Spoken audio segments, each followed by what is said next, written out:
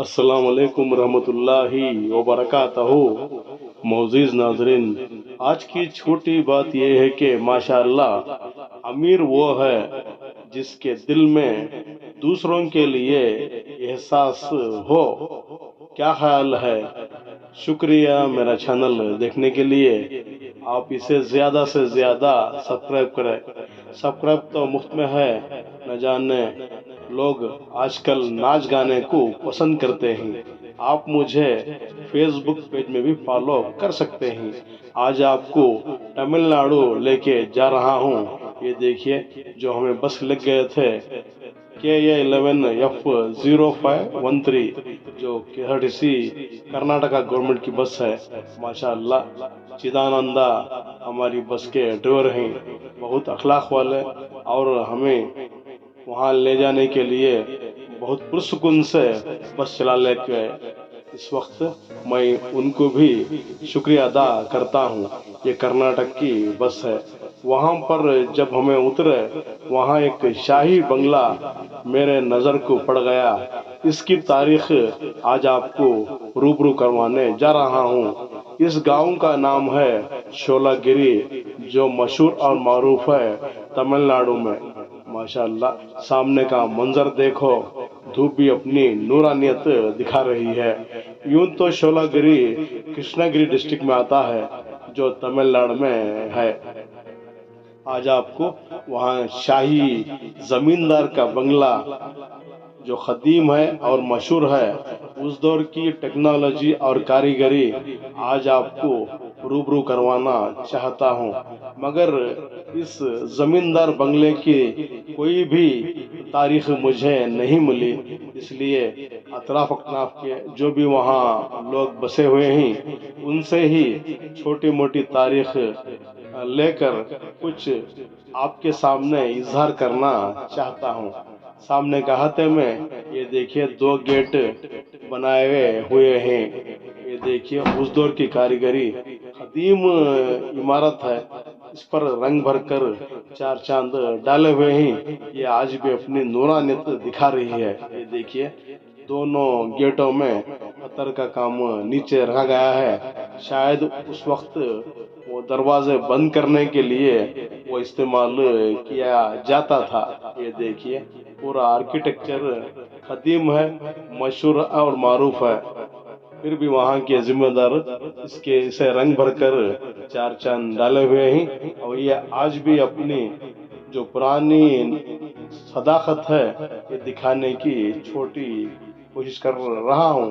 ये देखिए, दोनों अतराफ नीचे का पत्थरों का स्लैब इस्तेमाल किया गया है। शायद वो गेट डालने के लिए था होगा। 1792 में यहाँ हजरत टीपू सुल्तान की फौज भी गई थी, और टीपू सुल्तान भी वहां पर गए थे।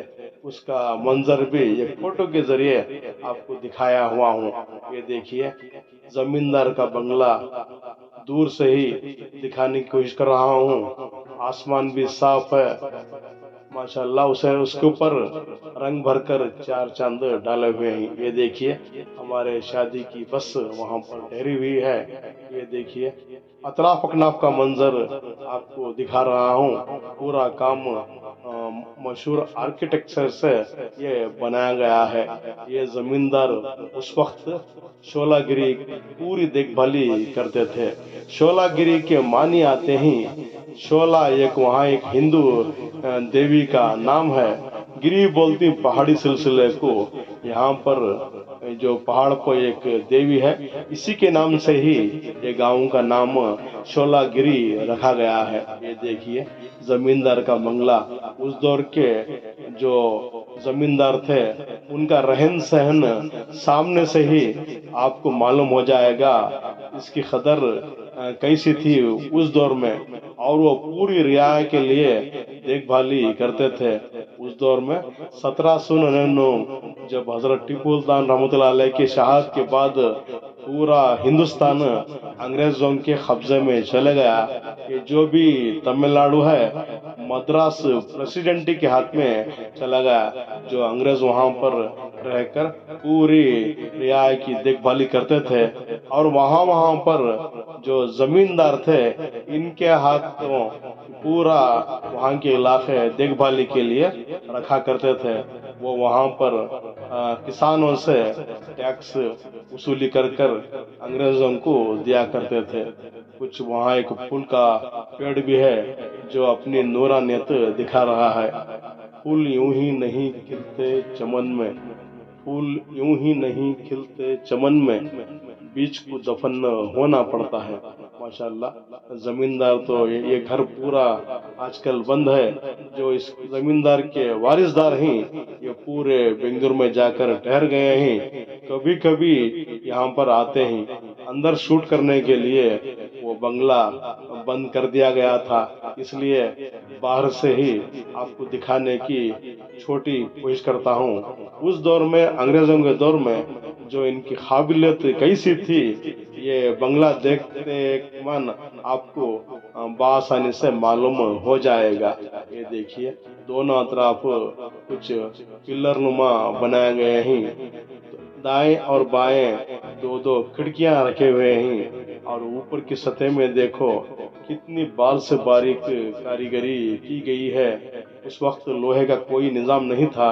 लगोरी ईंटें, चुन्ने, गारा और नीचे की सतह में ग्रेनाइट पत्थरों का इस्तेमाल बड़ी विखार से किया गया है। ये देखिए, लगभग मेरी नजर में 200 साल गुजर चुके हैं।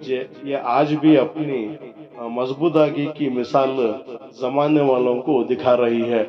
वहाँ वहाँ पर बाल से बारीक काम किया गया है, जो इस बंगले की मकबूलियत दिखाता है। उस दौर में जो जमींदार थे, जो लोगों की खिदमत के साथ साथ उनका रहन सहन कैसा था, ये आपको इस बंगला देखते मन आपको मालूम हो जाएगा। दाएं और बाएं का हाथ ऐसे मैं शूट कर कर दिखा रहा हूँ। ये देखिए, ऊपर घर को, बंगले को जाने के लिए ऊपर तक भी वहाँ वहाँ पर पत्थर के स्लैब, ये देखिए पत्थर के स्लैब रखे हुए हैं। आप वहाँ पर चढ़कर जाना पड़ता है। फिलहाल इसके मालिक बेंगलुरु में ही, अंदर शूट करने की कोई इजाजत नहीं है। फिलहाल बंगला ही बंद था। ये साल में 1 या 2 मरतबा यहाँ पर आते ही, ऐसा वहाँ के जो मुखिम थे, लोगों ने हमको इत्तला किया। मगर वहाँ के लोगों ने मुझे बताया, ये तो खुश अखलाक के शख्सियत है, इन्होंने अब कई जमीनें मुफ्त में वहाँ के लोगों को बांट दी है। ये देखिए, ये बहुत अच्छे करके वहाँ के मुखिम लोग मुझे बताया। और मेरा भी दिल अंदर शूट करना चाहता था, मगर वहाँ पर इजाजत नहीं है। दाएं और बाएं दो दो शेर के चेहरे वहाँ पर रखे गए हैं। यहाँ तक भी हजरत टीपू सुल्तान रहमतुल्लाह अलैह की सल्तनत हुकूमत की थी। पास ही में 2 पहाड़े हैं, उसके ऊपर आज भी आपको वहाँ पर कहीं कहीं पर बारूद खाने बआसानी से दिख जाएंगे। और बहन भाई का कुआं भी वहाँ पर है करके वहाँ के कुछ मुस्लिम भाइयों ने मुझे इत्तला किया। उस दौर में जो मालदार जमींदार थे, इनका रहन सहन कैसा था और रियाया के लिए ये क्या से क्या करते थे, ये बंगला आपको देखने के बाद जरूर मालूम हो जाएगा। सामने की सतह में जो पत्थर से तराशे हुए 2 पिलर रखे हुए हैं, इन पिलरों के ऊपर हिंदू देवी और देवताओं के वहाँ पर तस्वीरें खुदाई गई है। ये देखिए, दूर से मंजर बंगला दिखा रहा हूँ। फिलहाल ये एक देखने का बंगला है, मगर अफसोस की बात यह है कि इस वक्त वहाँ बंगले के मालिक नहीं है और अंदर जाने के लिए भी मुझे नहीं हुआ। इसलिए बाहर से ही शूट कर कर ये शोलागिरी का जो जमींदार का बंगला था वो दिखाने की कोशिश कर रहा हूँ।